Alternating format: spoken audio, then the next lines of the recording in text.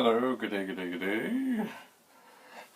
For those who were here probably yesterday or, whenever it was that you watched this, you'll notice that there's another disk drive on the stack here. There's actually 5 1541s.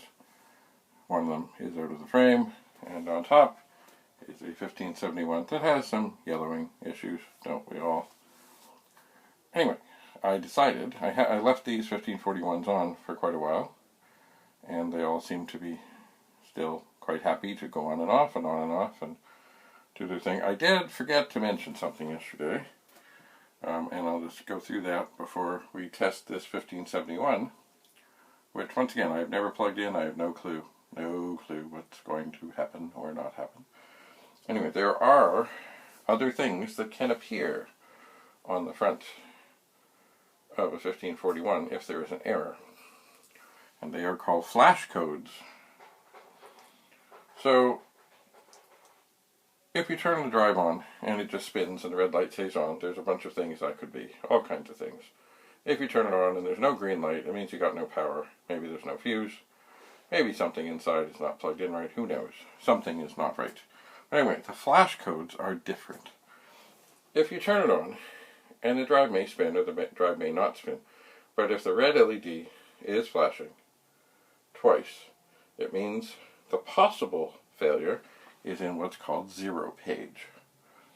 If it flashes 3 or 4 times, supposedly the problem is in the ROMs. And if it's 5, 6, 7, or 8 times, it means the problem is in some of the RAM that's in the drive. I forgot to mention that yesterday. Now, we didn't have any of those things happening, so, everything just seemed to work. So I kind of neglected and forgot that, oh yeah, there's those flash codes. And a lot of drives over the Commodore time of computing have flash codes, and they can be quite helpful in helping you nail down what's what.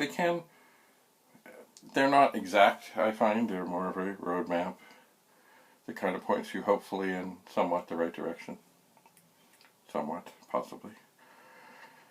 So, the 1541s that all look pretty much the same were hanging in there. I left them on for a few hours while I was out. All seems good. No smoke, no flames, nothing too hot, nothing flashing, anything like that. The 1571 is another drive that, of course, it was for the 128. I like the styling much better, kind of like the 1541 too, and the 1581. But the 1571 was the first of this styling to appear. It was. And, a lot of systems, you had to load DOS in somehow.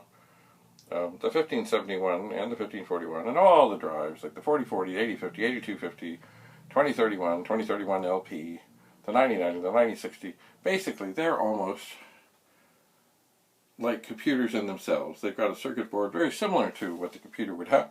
They have chips that let things talk to it and they figure out what's going on, and there's RAM and all kinds of things in there. They're not just, a disk drive and, somehow or another we'll load something in and it'll tell it what to do. They pretty much have everything in there. That's why, of course, many people like to upgrade them and alter things, and there's different versions of DOS for some of the early drives, Jiffy DOS, and all kinds of things. Anyway, the first circuit board on the 1541 was literally as long as the 1541, so very similar in size to the circuit board you would find in a Commodore 64. And indeed, it had its own 6502.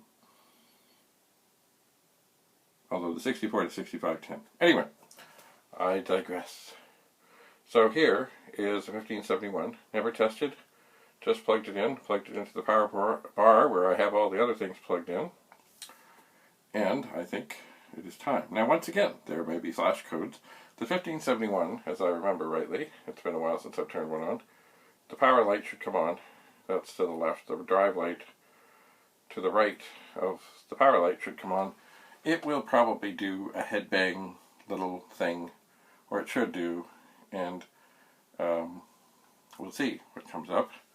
It's similar to the 1541, but not identical. Now, it could come up with a flash code it could be that this drive is completely dead. Like, I've not plugged it in. I don't know what's inside.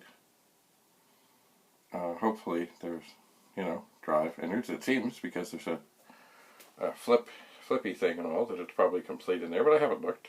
Maybe I should, but, I'm not going to. In terms of the yellowing, it seems the yellowing is contained mostly, from what I can see, to the front bezel.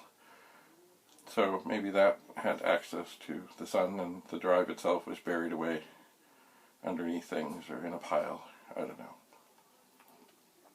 Anyway, enough of this for now. This will also turn on the 1541s, which should be fine, although we'll see, Sometimes after things have had a chance to get a little power to them, they might fail. So I'm reaching over, I'm going to flip the switch on the power bar. I think I am.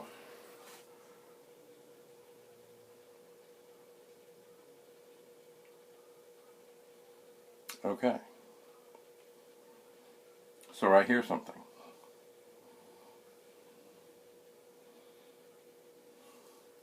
The 1571, the power light came on, the drive light came on, and now it is spinning. That means that something inside is not right. It is not. So, this will take some investigation. Let me just turn them all off again. Turn them all on, in case just that quick warm up might have possibly done something. It won't make any difference. It did not make any difference. So, this 1571 will need some looking into.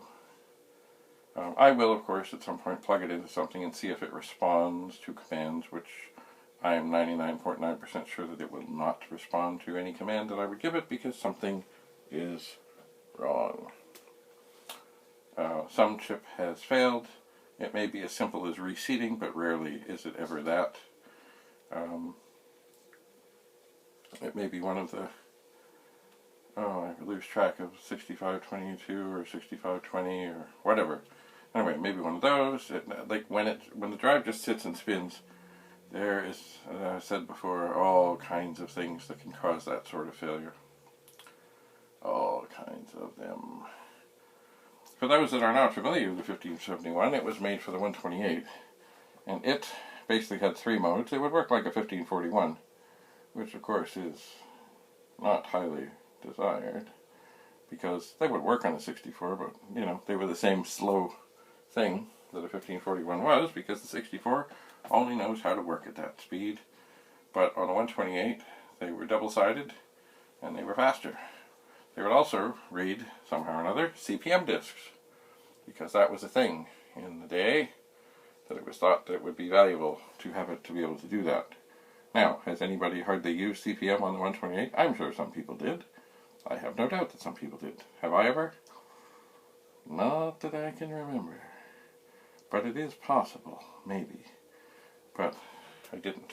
See, CPM was one of those things that might have taken off like MS-DOS. And indeed, maybe if someone had picked up their phone when Microsoft came a-calling, looking to use CPM as their big thing, maybe it would have. But it didn't. But back in the pioneer days of things, there was all kinds of things, kind of like, well, today, of course, there's all kinds of people come out with websites and things, and some of them take off and some of them don't.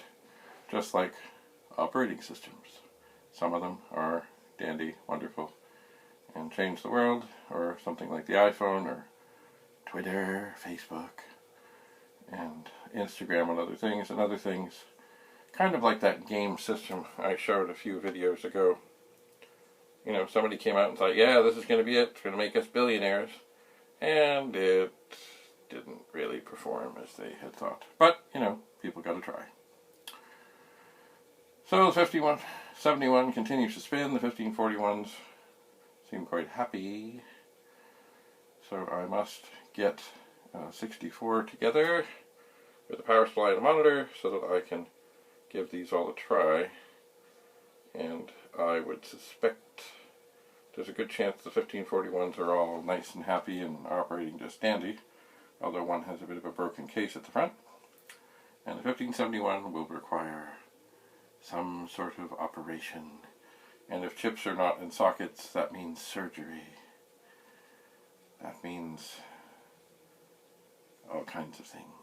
What I will probably do, because each disk drive is basically, it's got the case, it's got the power supply, it's got the circuit board, and it's got the drive. And a way to figure out what is what is to, with another one handy, swap things in and out.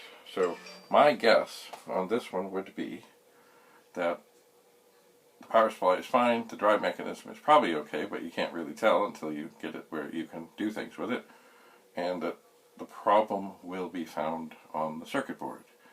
And what does that mean? Well, it could mean a lot of things, but certainly by putting a different circuit board in, we can test the drive mechanism and see what's what, and then start to try and diagnose what chip or chips could have failed, and then see what's what. Anyway, that is for another day. At the moment, I will probably let these sit here for a while longer. Sometimes if you leave something on for a bit, if it hasn't been powered up in 20 years or more, it will get better, but generally it doesn't. But I have seen it happen. But I don't believe in this case, because right now the 1571 is spinning.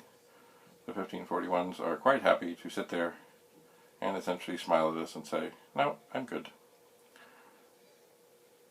So, thank you very much for coming. Until we meet again,